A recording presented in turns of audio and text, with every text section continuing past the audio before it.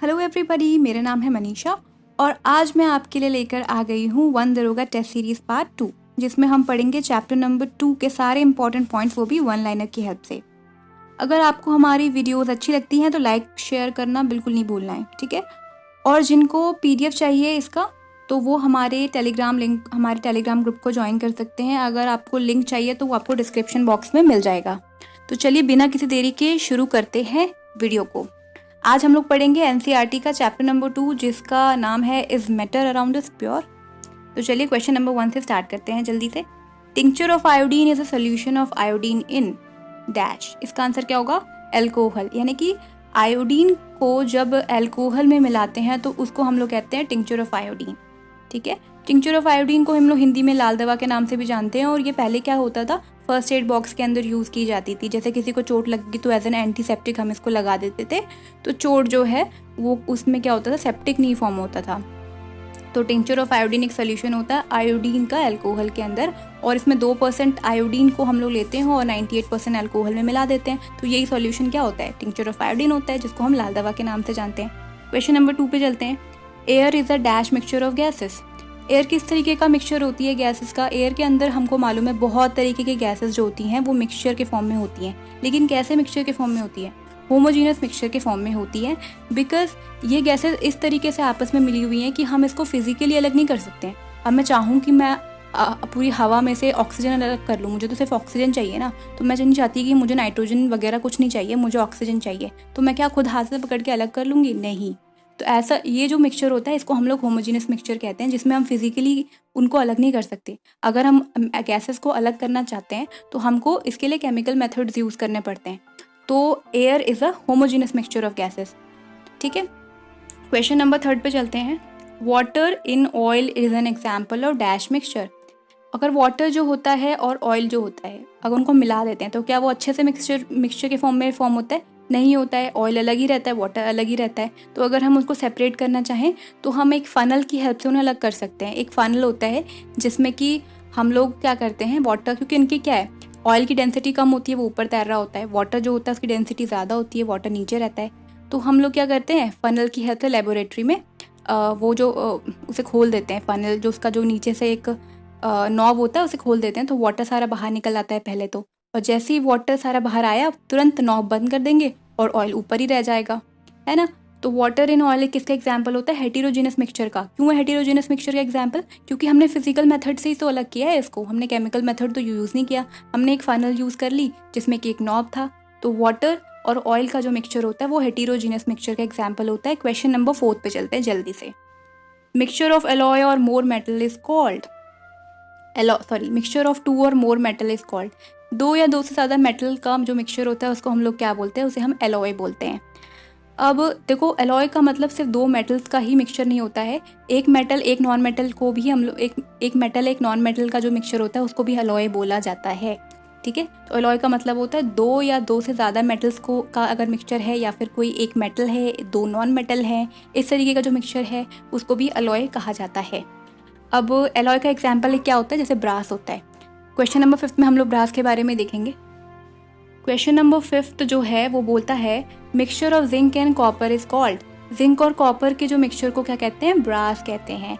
अब मुझे comment section में अगर किसी को पता हो कि ब्रास के अंदर जिंक का कितना परसेंटेज होता है, कॉपर का कितना परसेंटेज होता है, तो वो मुझे बताएगा। अगर आपको पता है तो बहुत अच्छी बात है, अगर नहीं पता है तो NCERT में जाके देखिए और मुझे ज़रूर बताइए कमेंट सेक्शन में जाके। क्वेश्चन नंबर 6 पे चलते हैं। 1 nanometre is equal to dash metre. 1 nanometre में कितने मीटर होते हैं? तो 1 नैनोमीटर के अंदर होते हैं 10⁻⁹ मीटर। और थोड़ी सी एक्स्ट्रा एज नॉलेज अगर आपको चाहिए हो तो 1 एंजिस्ट्रॉम में कितने मीटर होते हैं? 10⁻⁻10 मीटर होते हैं, ठीक है। क्वेश्चन नंबर 7 पे चलते हैं। A solution having the property of solution as well as suspension is called. एक ऐसा सोल्यूशन जिसके अंदर सस्पेंशन और सोल्यूशन दोनों की प्रॉपर्टीज़ होती हैं उसे क्या बोला जाता है? तो उसे कहा जाता है कोलॉइडल सोल्यूशन। कोलॉइडल सोल्यूशन जो होता है उसके अंदर थोड़ी सी प्रॉपर्टी सोल्यूशन की होती है, थोड़ी सी प्रॉपर्टी सस्पेंशन की होती है, ठीक है। जैसे कि हमें पता है ना, कुछ ऐसी चीज़ें होती हैं जैसे कि जो कि मध्य वाली होती है, मतलब इंटरमीडिएट वाली होती है। जैसे फॉर एग्जांपल मेटलॉइड्स हो गया। वो नॉन मेटल की प्रॉपर्टी भी शो करेगा, मेटल की प्रॉपर्टी भी शो करेगा। उसी तरीके से कोलॉइडल सोल्यूशन भी होते हैं, वो सोल्यूशन की भी प्रॉपर्टी शो करेंगे और वो सस्पेंशन की प्रॉपर्टीज भी शो करते हैं। तो कोलॉइडल सोल्यूशन इसका आंसर हो जाएगा क्वेश्चन नंबर 7 का। Question number 8, in which type of solution Tyndall effect can be seen. Tyndall effect की यहाँ पे थोड़ा सा मिसप्रिंट हो गया स्पेलिंग के अंदर, TY होना चाहिए, चलो कोई बात नहीं। तो टिंडल इफेक्ट जो होता है वो हमें किस तरीके के सोल्यूशन में देखने को मिलता है। तो टिंडल इफेक्ट हमको मिलता है देखने को कोलॉइडल सोल्यूशन में और साथ ही सस्पेंशन के अंदर भी देखने को मिलता है, लेकिन यहाँ पे मेंशन करना मैं भूल गई हूँ, तो sorry for that. Colloidal solution and suspension दोनों के अंदर आपको टिंडल इफेक्ट देखने को मिल जाएगा। अब बात करते हैं टिंडल इफेक्ट होता क्या है। तो टिंडल इफेक्ट का मतलब होता है जैसे कि कुछ पार्टिकल्स लाइट की बीम को स्कैटर कर देते हैं। इस फिनोमिनन को हम टिंडल इफेक्ट के नाम से जानते हैं। यानी कि अगर बहुत स्ट्रॉन्ग बीम ऑफ लाइट आ रही है, टॉर्च से हमने मान लो लाइट मारी, तो क्या होगा कि वो लाइट अगर किसी चीज़ से सीधे पास हो गई, कि ट्रांसपेरेंट चीज़ है उससे बिल्कुल ही वैसे ही पास हो गई जैसे वो आई थी, तो इसका मतलब उसमें टिंडल इफेक्ट शो नहीं किया। लेकिन अगर वो लाइट जो है वो फैल जा रही है, बिल्कुल पास होने के बाद जो है वो फैल जा रही है, तो इसका मतलब लाइट की स्कैटरिंग हो गई है। स्कैटरिंग ऑफ लाइट को मतलब यही होता है कि लाइट का फैल जाना। तो इस फिनोमिनन को ही हम टिंडल इफेक्ट कहते हैं। तो जो प्योर सोल्यूशन होता है ना, वो कभी भी टिंडल इफेक्ट शो नहीं करता। टिंडल इफेक्ट हमेशा शो कौन करेगा? Suspension and colloidal solution. ठीक है, तो इस बात का बिल्कुल ध्यान रखिएगा, क्वेश्चन इससे बन सकता है। क्वेश्चन नंबर 9, वैसे जो भी क्वेश्चन यहाँ पे मैं लेके आई हूँ उन सभी से क्वेश्चन बन सकते हैं, तभी मैं इनको यहाँ पर लेकर आई हूँ। मैंने एनसीईआरटी के इंपॉर्टेंट पॉइंट्स ही उठाए हुए हैं, चैप्टर नंबर 2 के जो भी इंपॉर्टेंट पॉइंट्स है वही उठाए हुए हैं, ताकि आपका वन शॉट रिविजन हो पाए। Question number 9, a volatile component can be separated from non-volatile component by which method of separation। देखिए, एक वोलेटाइल कंपोनेंट का मतलब क्या होता है पहले मैं वो बता देती हूँ। वोलेटाइल कंपोनेंट का मतलब होता है कि जो भी कंपोनेंट जिनका कि जो कि बहुत इजीली वेपोरेट हो जाते हैं, है ना, उनको हम लोग क्या बोलते हैं, यानी कि उनका बॉइलिंग पॉइंट काफ़ी कम होता है, उसको हम वोलेटाइल कंपोनेंट बोल देते हैं। उसको अगर हमें नॉन वोलेटाइल कंपोनेंट से, यानी कि जिसका बॉइलिंग पॉइंट काफ़ी ज़्यादा है या फिर बहुत ईजिली वेपोरेट नहीं होता, उससे अगर हम अलग करना चाहते हैं तो हम लोग कौन सा मेथड यूज़ करेंगे? तो उसके लिए हम यूज़ करते हैं एवेपोरेशन। तो एवेपोरेशन करने से क्या होगा? वोलेटाइल कंपोनेंट इजीली एवेपोरेट हो जाएगा, नॉन वोलेटाइल कंपोनेंट जो होगा वो तो वहीं रह जाएगा। तो इस तरीके से इनका सेपरेशन हो जाएगा। क्वेश्चन नंबर 10 पे चलते हैं। Dye can be separated from ink by the method of. देखो, इंक जो होता है उसके अंदर दो चीज़ें होती हैं, एक होती है डाई जो कि कलर्ड सब्सटेंस होता है, और दूसरा होता है वाटर। तो अगर हमको सिर्फ डाई चाहिए यानी कि कलर्ड सब्सटेंस ही चाहिए, तो अगर हम उसे इंक से अलग करना चाहते हैं, मतलब इंक में हमें डाई चाहिए सिर्फ, हमें वाटर नहीं चाहिए उसका, तो हम क्या करेंगे? सिंपली इवेपोरेशन करवा देंगे, वाटर जो होगा वो इवेपोरेट हो जाएगा, डाई हमको मिल जाएगी। सिंपल। क्वेश्चन नंबर 11 पे चलते हैं। Separation of cream from milk on industrial scale is done by. ये बहुत इंपॉर्टेंट क्वेश्चन है, इससे क्वेश्चन बनने की बहुत संभावना है, क्योंकि सेंट्रीफ्यूगेशन नाम की जो प्रोसीजर होती है वो शायद कुछ लोगों को पता नहीं होंगी कि क्या होती है। तो separation of cream from milk on industrial scale is done by. देखो, क्रीम जो होता है उसकी डेंसिटी मिल्क की डेंसिटी से अलग होती है, तो जब भी दो चीज़ों की डेंसिटी अलग अलग होती है तो उसको सेपरेट करने के लिए इंडस्ट्रियल स्केल में हमेशा सेंट्रीफ्यूगेशन का इस्तेमाल किया जाता है। अब सेंट्रीफ्यूगेशन होता क्या है? तो सेंट्रीफ्यूगेशन मतलब एक मशीन होती, सेंट्रीफ्यूज एक मशीन होती है जिसके अंदर हम लोग क्या करते हैं, जो भी चीज़ को हमें अलग करना है उसको डाल देते हैं उसके अंदर, और वो बहुत ज़्यादा हाई स्पीड से रोटेट करती है वो मशीन। तो जिस डेंसिटी के बेसिस पे वो चीज़ों को अलग कर देती है। जिस चीज़ की डेंसिटी जो ज़्यादा होती है वो नीचे एक लेयर बना देगी, और जिसकी कम डेंसिटी होती है वो ऊपर अपनी एक लेयर बना देती है। तो ये वैसे सबको मालूम होगा मेरे ख्याल से, क्योंकि 12th तक तो आप लोगों ने शायद बायोलॉजी पढ़ी ही होगी, तो आपको मेसेल्सन स्टाहल एक्सपेरिमेंट पता होगा। तो उसमें आपको उसने क्या किया था, मेसेल्सन स्टाहल एक्सपेरिमेंट ने से क्या प्रूव किया था? उन्होंने ये प्रूव किया था कि डीएनए का जो नेचर होता है वो सेमी कंजर्वेटिव होता है, तो उसके लिए भी उन्होंने सेंट्रीफ्यूज का इस्तेमाल किया था, है ना। तो उनको 2 बैंड्स मिल गए थे, N15 जब N15 का उन्होंने इस्तेमाल किया था। चलिए खैर, वो तो अलग सी बात हो गई। तो अभी मुझे सेंट्रीफ्यूगेशन से आपको रिलेट करवाना था, ताकि आपके दिमाग में ये चीज़ जो है ये काफ़ी लंबे समय तक बरकरार रहे, इसीलिए मैंने वो एग्जाम्पल भी दे दिया। तो क्वेश्चन नंबर 12 पे चलते हैं बिना किसी देरी के। Mixture of salt and camphor can be separated by the process of. Salt और कैम्फर को हम लोग किस मेथड से अलग कर सकते हैं? तो अगर मेरी कल वाली वीडियोस किसी ने देखी, जिन्होंने देखी होगी उनको पता होगा कि मैंने कल सबलाइम के एग्जाम्पल बताए थे, है ना। तो सबलाइम क्या चीज़ें होती हैं? जो कि सब्लिमेशन शो करती हैं। जैसे कि कल मैंने एग्जाम्पल बताया भी था आपको कुछ, जैसे कि नेफ्थलीन मैंने कल बताया था, कल मैंने अमोनियम क्लोराइड बताया था, है ना। और तो कैम्फर भी मैंने बताया था कल, जो पूजा में कपूर यूज़ होते हैं। तो मिक्सचर, अगर सॉल्ट और कैम्फर का मिक्सचर है तो अगर हम उसे अलग करना चाहते हैं तो उसके लिए जो मेथड यूज़ होता है वो सब्लिमेशन का मेथड यूज़ होता है। क्योंकि कैम्फर जो होता है वो क्या होगा, डायरेक्टली गैस बन के उड़ जाएगा, क्योंकि वो एक सबलाइम है।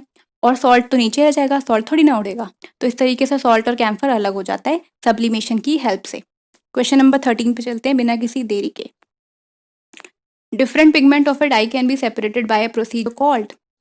अगर किसी भी डाई के अंदर बहुत सारे पिगमेंट्स हैं, मान लो एक पिगमेंट नहीं है, बहुत सारे पिगमेंट्स हैं उसके अंदर, मतलब कलर, उसके अंदर बहुत सारे कलर है एक ही डाई के अंदर, तो हमें उसे अलग करना होता है। तो हम किस मेथड से अलग करते हैं, तो हम अलग करते हैं उसे क्रोमेटोग्राफी की हेल्प से। ठीक है, क्रोमेटोग्राफी की हेल्प से उसको अलग किया जाता है। अब क्रोमेटोग्राफी को मैं डिटेल में अगर यहाँ बताऊँगी थोड़ा टाइम लग जाएगा, तो क्रोमेटोग्राफी आप कहीं पे मेंशन कर लो, लिख लो कहीं पे, याद रहेगा। क्वेश्चन नंबर 14 पे चलते हैं। Two miscible liquid can be separated by the process of dash. दो मिसिबल लिक्विड है, यानी कि मिसिबल क्या होता है, जो बहुत अच्छी तरीके से घुल जाते हैं आपस में, दो लिक्विड से आपस में बहुत अच्छी तरीके से घुल गए हैं, जैसे अल्कोहल एंड वाटर होता है, मिसिबल होते हैं दोनों के दोनों एक दूसरे के साथ। तो दो मिसिबल लिक्विड जो होते हैं उनको सेपरेट करना चाहते हैं अगर हम लोग, तो हम लोग कौन सा मेथड यूज़ करेंगे, तो उसके लिए हम लोग यूज़ करते हैं डिस्टिलेशन। और एक चीज़ ध्यान रहे, डिस्टिलेशन हमेशा उसके लिए ही इस्तेमाल होता है, दो मिसिबल लिक्विड के लिए तो इस्तेमाल होता है, लेकिन उन दोनों लिक्विड्स का जो बॉइलिंग पॉइंट है ना वो अलग अलग होना चाहिए, काफ़ी डिफरेंस होना चाहिए उनके बॉइलिंग पॉइंट में। तो यानी कि एक अगर काफ़ी कम टेम्परेचर पे बॉईल हो रहा है तो दूसरा जो है वो थोड़े ज़्यादा टेम्परेचर पे बॉईल होना चाहिए। तो जैसे अल्कोहल एंड वाटर के लिए मेनली हम लोग डिस्टिलेशन का इस्तेमाल करते हैं। तो एक डिस्टिलेशन असेंबली नाम की एक अपैरेटस होती है, उसमें हम लोग ये मिश्रण डाल देते हैं अल्कोहल एंड वाटर का, अगर हम अलग करना चाहते हैं इनको। तो क्या होगा कि अल्कोहल जो होता है वो काफ़ी वोलेटाइल होता है, ईजिली भाप बन के उड़ जाता है और वो अलग से कंटेनर में स्टोर हो जाता है। और वाटर जो होता है वो बाद में बॉयल होता है, क्योंकि उसका बॉइलिंग पॉइंट ज़्यादा होता है। तो इस तरीके से डिस्टिलेशन में हम लोग मिसिबल लिक्विड्स जिनका कि बॉइलिंग पॉइंट में काफ़ी डिफरेंस होता है उनको हम अलग कर सकते हैं। क्वेश्चन नंबर 15 में चलते हैं। To separate the mixture of two or more miscible liquids for which the difference in boiling point is less than 25 kelvin we use. देखो अभी मैंने बताया था कि ऐसे मिसिबल लिक्विड जिनके के बॉइलिंग पॉइंट में काफ़ी डिफरेंस होता है उनको हम डिस्टिलेशन की हेल्प से अलग करते हैं। लेकिन ऐसे लिक्विड्स का क्या, जो कि मिसिबल तो हैं लेकिन उनके बॉइलिंग पॉइंट्स में इतना कोई अंतर नहीं है, उनका बॉइलिंग पॉइंट्स में 25 केल्विन या फिर उससे कम का ही डिफरेंस है, तो उसके लिए हम लोग जो मेथड यूज़ करते हैं उसको बोलते हैं फ्रैक्शनल डिस्टिलेशन। ठीक है, उसको बोलते हैं fractional distillation. What is the boiling point of oxygen. Oxygen का बॉइलिंग पॉइंट पूछा गया है, तो ऑक्सीजन का बॉइलिंग पॉइंट जो होता है वो होता है -183 डिग्री सेल्सियस। अब अगर आपको मालूम हो तो नाइट्रोजन का बॉइलिंग पॉइंट ज़रूर बताइए कमेंट सेक्शन में, और आर्गन का भी बताइए, क्योंकि ये आपकी एनसीईआरटी में मेंशन्ड है। अगर पता है तो बहुत वेल एंड गुड, अगर नहीं पता है तो अपनी एनसीईआरटी खोलिए और उसमें चेक करके मुझे बताइए कि कितना होता है। Next question 17। Who use the term element for the very first time. Element शब्द किसने इस्तेमाल किया सबसे पहली बार, तो इसका आंसर होगा रॉबर्ट बॉयले। रॉबर्ट बॉयले ने एलिमेंट शब्द पहली बार इस्तेमाल किया था, तो उन्होंने ये टर्म कॉइन किया है। ठीक है, क्वेश्चन नंबर 18 पे चलते हैं। Elements having the property of both metal and non metal.